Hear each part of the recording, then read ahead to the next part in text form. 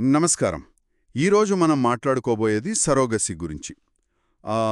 మన కోసం అందిన కొన్ని వివరాల ఆధారంగా ముఖ్యంగా ఆంధ్రప్రదేశ్లోని కర్నూల్లో ఈ సరోగసీ ప్రక్రియ ఎలా ఉంటుంది, ఖర్చులేంటి, అక్కడ ఏ సెంటర్లున్నాయి, ఇలాంటివన్నీ కొంచెం లోతుగా చూద్దాం. పిల్లల కోసం ఎదురుచూసే వాళ్ళకి ఈ సమాచారం బాగా ఉపయోగపడుతుంది కదా? అవును, తప్పకుండా.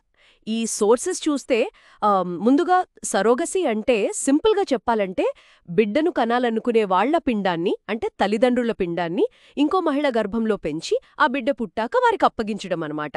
భారతదేశంలో ఇది లీగల్. ఇంకా చెప్పాలంటే వేరే దేశాలతో పోలిస్తే ఇక్కడ ఖర్చు తక్కువ, మంచి క్లినికులు కూడా ఉన్నాయి.